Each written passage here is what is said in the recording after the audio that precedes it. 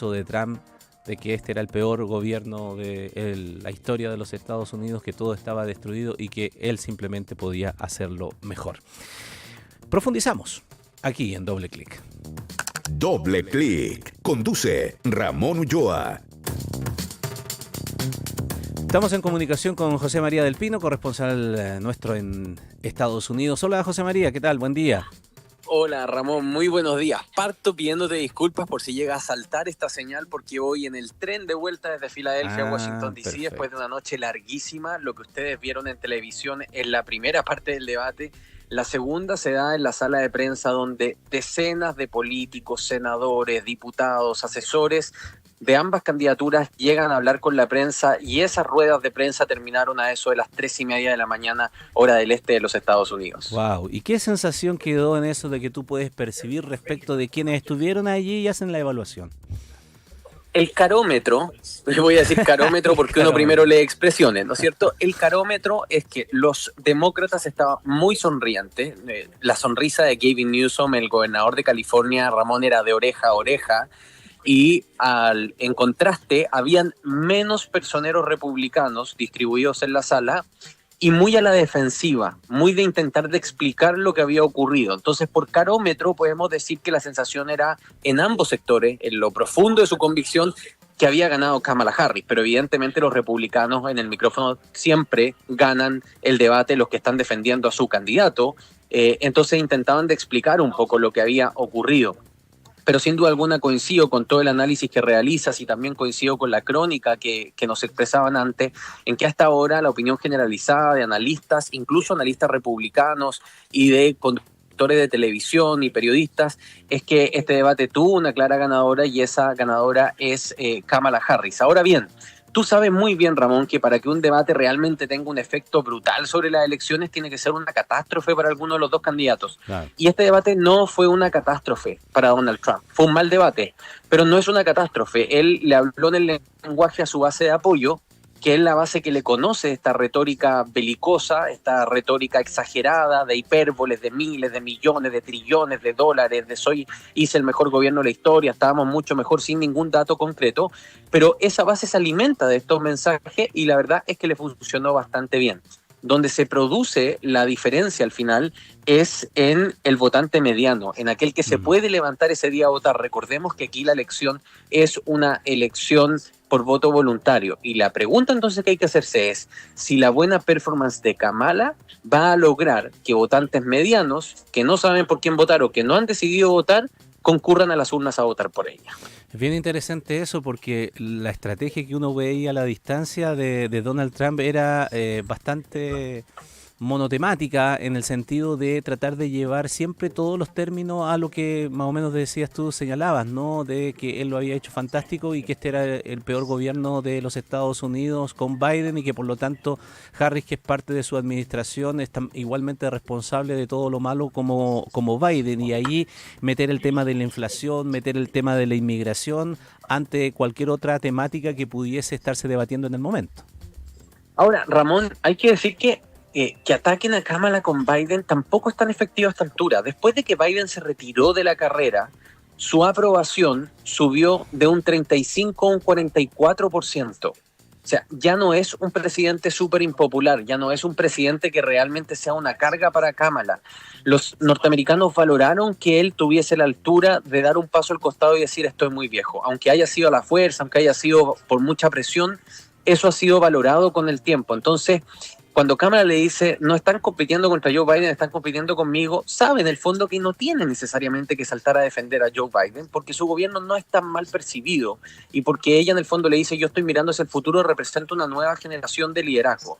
Ahora, la pregunta yo creo que tenemos que hacernos y que es súper importante es cuál va a ser la capacidad de tracción que va a tener este debate y si además la performance del debate de anoche va a inhibir de que haya otro debate, porque hay negociaciones con NBC para el 10 de octubre.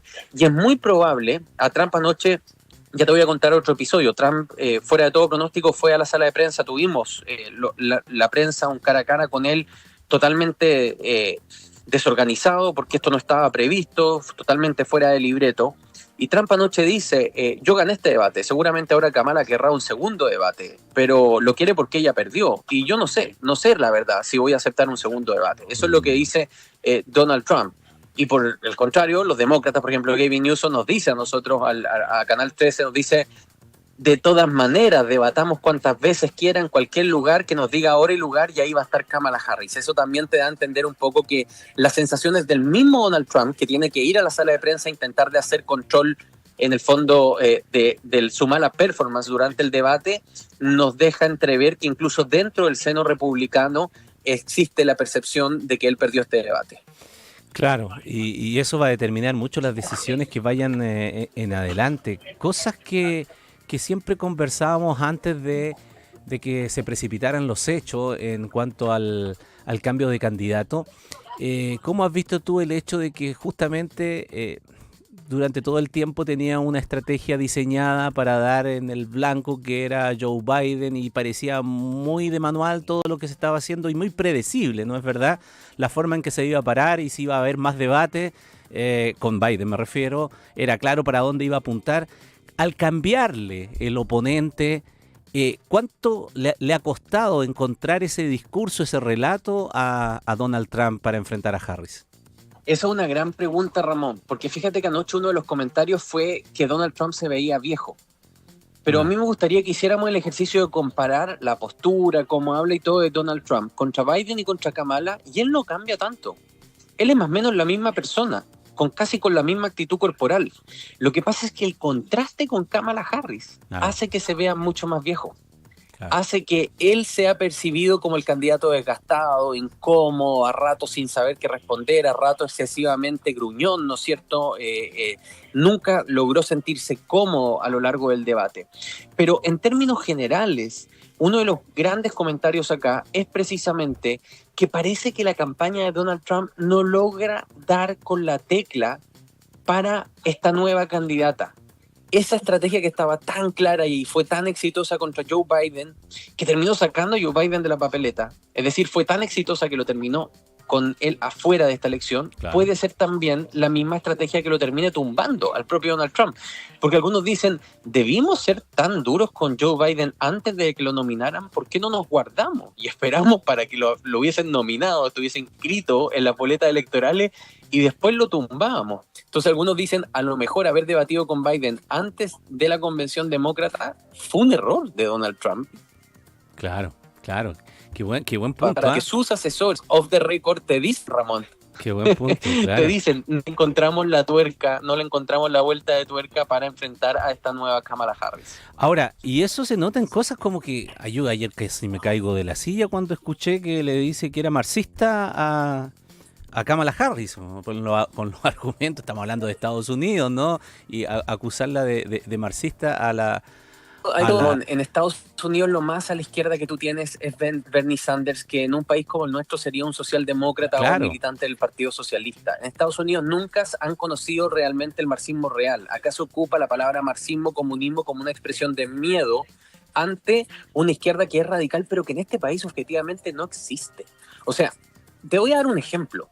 En Estados Unidos, si tú dices que debe existir un seguro universal de salud como FONASA, que en Chile lo defienden desde derecha a izquierda, ningún candidato se atrevería a decir que en Chile hay que eliminar FONASA. Si tú dices eso, el movimiento de Trump te dice que tú eres marxista, socialista o comunista. Porque acá está muy corrido el eje de la discusión política. Entonces, todo lo que huela a progresismo trae en el fondo estos 7 jinetes del apocalipsis marxista en el fondo y se ocupa en el discurso con una facilidad que es triste, porque también denota, no sé si es ignorancia, si Donald Trump realmente no sabe qué es el marxismo, o derechamente simplemente es discursiva, claro, para intentar de generar un miedo. Pero ojo, es un miedo que en Estados Unidos, Ramón, ha descendido. Ese discurso anticomunista fue muy popular en la Guerra Fría, pero muchos se preguntan, ¿sigue el año 2024 el discurso anticomunista siendo tan efectivo en Estados Unidos? Y algunos se atreven a decir que no.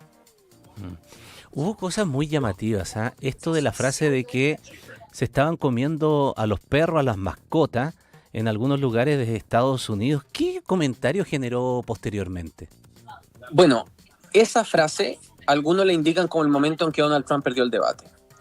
Hubo un reporte que está fact-chequeado como falso, que fue chequeado por la prensa como falso, que acusaba que la comunidad haitiana se robaba las mascotas de los norteamericanos y se las comía en una ciudad llamada Springfield, en Ohio.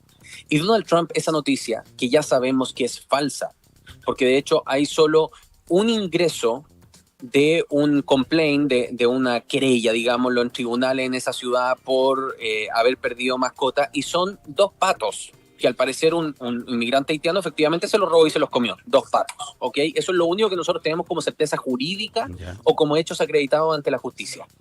Entonces, en ese momento se genera, en la sala de prensa habíamos 900 periodistas viendo el debate, un murmullo generalizado como de cómo tú traes este tema que es de cloacas como Twitter, lo traes al debate presidencial del país más poderoso del mundo. Y te atreves a decirlo en el fondo con esa desfachatez, ¿no? Además sabiendo que es un dato que es evidentemente falso. Y eso lo que precipita es que Taylor Swift, la cantante más popular de los Estados Unidos, fenómeno musical global, sube una foto con su gato y en ese momento, después de meses de especulación, decide entregarle oficialmente su apoyo a Kamala Harris y a Tim Walz. Es decir, al final, esto que Trump quiso ocupar como para denostar a la inmigración, alimentar el sentimiento antimigrante que existe en Estados Unidos, se le termina transformando en boomerang, porque sin duda alguna la persona más famosa de Estados Unidos y más popular de este momento termina reaccionando a eso y en sus redes sociales endosa a Kamala Harris como su candidata. Así que no le salió bien la jugada definitivamente a Donald Trump, pero además debo decir que jurídicamente y periodísticamente está corroborado que lo que él está diciendo no es así. Algunos chilenos me decían por Twitter, en Chile sí, no sé.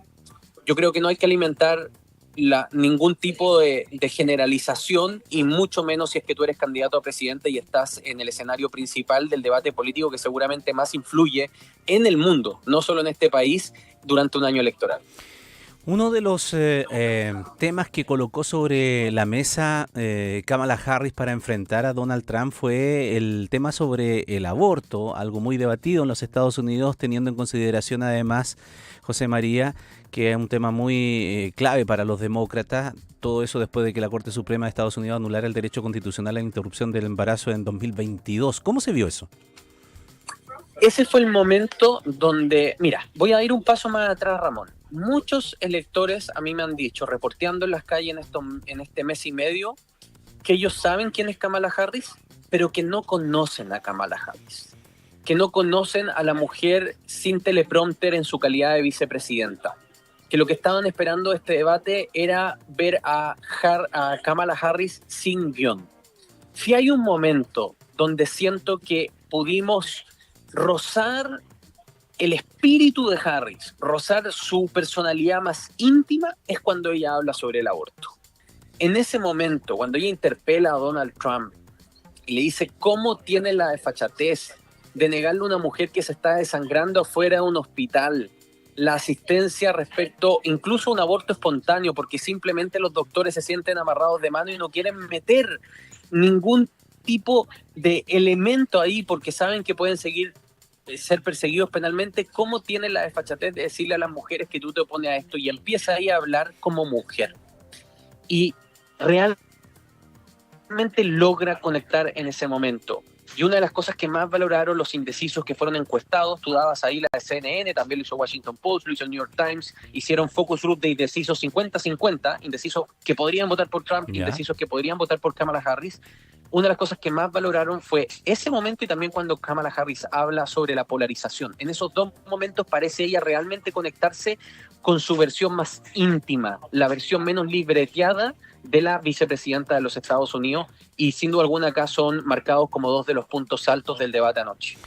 Por supuesto que, como decíamos al principio, siempre Donald Trump, tanto en esta performance que le vemos ahora como en anteriores, trata de hablar de la economía, de su éxito personal, también traspasarlo como algo que se puede hacer para todos los norteamericanos y que Estados Unidos vuelva a ser grande y que sea poderosa y que la economía, etcétera. Pero me llamó la atención que hacia el final, cuando estaban hablando de esos temas, Harris dijo que ella tenía un plan, y cuando se le pregunta algo similar a Donald Trump, o cuando él toma la palabra, no aprovechó la oportunidad como para decir cuál era la idea que tenía. Claro, es que ese es el problema principal y creo que aquí también hay responsabilidad de los moderadores, que en términos generales manejaron muy bien el debate. Me parece fantástico. Uy, no había advertido José María que se podía interrumpir la conversación un poquito. Vamos a ver si la recuperamos porque va en el tren en desplazamiento luego de ser partícipe y testigo directo y presencial de lo que fue el debate presidencial ayer en los Estados Unidos. Ahora te recuperamos. Dale nomás, José María. Sí, muy bien, que estábamos pasando por un mini túnel, Ramón, porque vamos entre, recordemos. Mira, lo que yo te decía es que nosotros tenemos dos moderadores que en términos generales lo hicieron muy bien. Me parece fantástico que los moderadores se atrevan a corregir en tiempo real a un candidato a presidente, porque los fact-checking posteriores nunca tienen el alcance que el debate original. Eso es muy bueno, pero creo que ellos con sus preguntas también contribuyeron a que este fuese un debate sobre los hechos coyunturales que han marcado la campaña electoral y no un debate sobre políticas públicas. Porque todas sus preguntas nacen a partir de tweets, declaraciones que los candidatos han hecho previamente, que son interesantes y que en algunos casos permitieron explorar algunos temas importantes y prioridades de los votantes de Estados Unidos. Pero en términos generales hubo poco espacio para contrastar, por ejemplo, el plan de salud de Kamala con el plan de salud de Trump, el plan de economía de Kamala con el plan de economía de Trump. Se quedaron ambos siempre muy en la lógica de la consigna. En esa lógica de la consigna, la fiscal parece haber ganado, ¿no es cierto? La persona que logra mostrar más incoherencia en el discurso del adversario es Kamala Harris. Pero a nivel de propuestas políticas, yo creo que ninguno se lleva el triunfo, porque objetivamente nosotros no pudimos conocer nada nuevo de los programas de gobierno ni de Donald Trump ni de Kamala Harris. Y en eso creo que este debate quedó muy, muy al debe. Muy bien, y solo para cerrar, lo que viene, ¿qué visualizas tú? ¿Cómo se encamina toda esta carrera presidencial ahora en lo inmediato? Definiciones que se tienen que tomar. Vuelvo a retomar el punto. No fue una catástrofe para Trump, por tanto esta elección sigue cerrada, esta elección sigue estrecha, los estados claves y el voto nacional dentro del margen de error de las encuestas, con una leve ventaja para Kamala Harris, que podría ahora expandirla porque Kamala Harris había perdido fuerza esta última semana. Donald Trump había recuperado un poco de impulso con la bajada de Robert Kennedy Jr., que le endosó varios votos, ¿no es cierto?, y que hizo más competitiva esta elección. Kamala necesitaba anoche una buena noche para aumentar el impulso de su campaña. Y creo que en ese sentido lo logró. Pero esto sigue estando dentro de los márgenes de error. Donald Trump no cometió un error que le vaya a costar esta elección, y eso quiere decir que de aquí a 8 semanas vamos a ver una elección muy cerrada, donde vamos a seguir con los ojos puestos en los estados claves y en el conteo de delegados de cada uno de esos estados, y sin duda alguna creo que va a terminar ganando aquel candidato que de aquí a las próximas 8 semanas cumpla con dos requisitos: cometer pocos errores y lograr que al menos 0.5% o un 1% más de electores vayan a votar y se levanten esa mañana a votar por ellos, porque esta elección se va a definir, Ramón, por muy poquitos votos, y ahí es fundamental quien logra hablarle mejor al votante mediano, a ese votante que aún está indeciso o que derechamente aún no decide ir a votar. Excelente resumen de lo que ocurrió en el día de ayer, siendo testigo presencial de aquello, José María del Pino, en los Estados Unidos. Felicitaciones por el trabajo también en el programa que antecedió el debate y también las conclusiones posteriores, y también el acierto de haber podido